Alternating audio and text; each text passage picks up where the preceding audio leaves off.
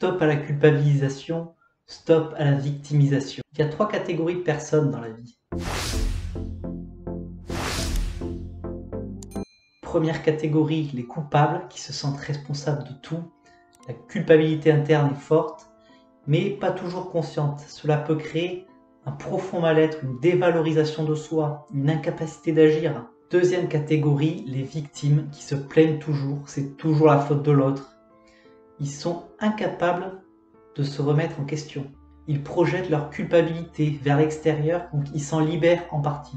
Mais ils sont toujours en souffrance. La négativité, elle est nocive, surtout si elle persiste. C'est normal d'avoir de la négativité en soi. Il y a une étude qui a montré que les gens équilibrés, les 3/4 du temps, ils se sentaient bien, et 1/4 du temps, ressentaient la négativité. Donc c'est une illusion de croire qu'on peut éviter la négativité, mais tout est une question de mesure. Si tu te plains toute la journée, tu vas pas te sentir bien, c'est clair. Et la troisième catégorie, les responsables, les adultes, ceux qui prennent leur vie en main, ceux qui prennent la responsabilité de leur vie. Ils ont une responsabilité mais mesurée, partagée. Ils ne se sentent pas responsables de tout. Donc on pourrait dire qu'ils sont entre les 2 premières catégories. Il y a un équilibre par rapport à la responsabilité et en même temps, ils ont une culpabilité mais mesurée aussi. Car s'il n'y a pas de culpabilité, c'est le cas des pervers narcissiques, un peu de culpabilité en fait ça permet de respecter une certaine morale, tu vois. Indispensable pour s'intégrer dans la société. Le bien-être est dans l'équilibre, ni dans un extrême, ni dans un autre. Les responsables, ils ont le pouvoir sur leur vie, ils maîtrisent leur vie. Donc le but, si tu fais plutôt partie de la première ou de la deuxième catégorie, c'est de se rapprocher de la troisième catégorie, de la responsabilité d'adulte. Et il y a un processus logique en thérapie. Si tu fais partie plutôt de la première catégorie des coupables, il faut que tu partages la responsabilité et que tu commences à projeter ton mal-être.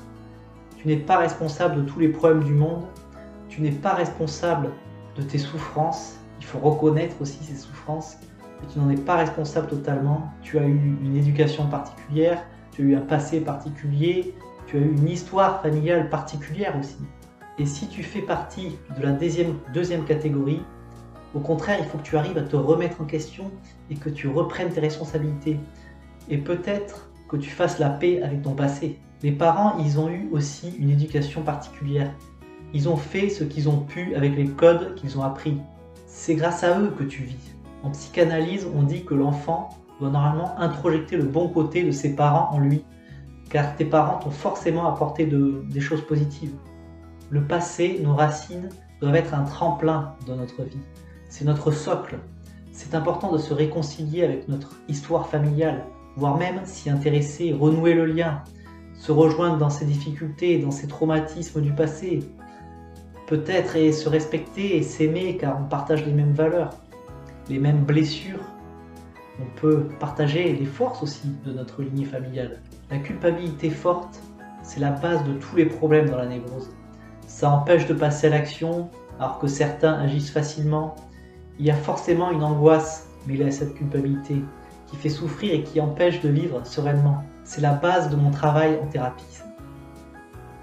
Prendre conscience de sa culpabilité, comprendre d'où provient cette culpabilité forte pour s'en libérer, rétablir un équilibre envers la responsabilité et reprendre son pouvoir en acceptant son passé pour avancer, s'accepter aussi tel que l'on est et apprendre à s'aimer. C'est la base de la thérapie analytique. Si tu es intéressé par mon travail, tu peux me contacter via mon adresse mail en cliquant sur le lien ci-dessous. Tu recevras un mail privé, exclusif et personnalisé et tu pourras répondre directement à tous les mails que je t'envoie pour me parler de tes problèmes, de tes objectifs. Pour finir, la responsabilité est toujours partagée. Donc fais la paix avec ton passé aussi après. Reprends la responsabilité de ta vie. Reprends le pouvoir sur ta vie. C'est à toi de construire ta vie. Arrête de rêver ta vie. Fais de ta vie un rêve. Dis-moi en commentaire ce que tu as pensé de cette vidéo. De quelle catégorie tu penses faire partie? Comment tu pourrais te rapprocher de la responsabilité? Car il ne faut pas confondre culpabilité et responsabilité.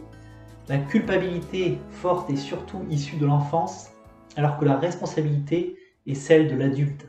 Merci d'avoir suivi cette vidéo. Reste jusqu'au bout pour profiter du bonus de fin.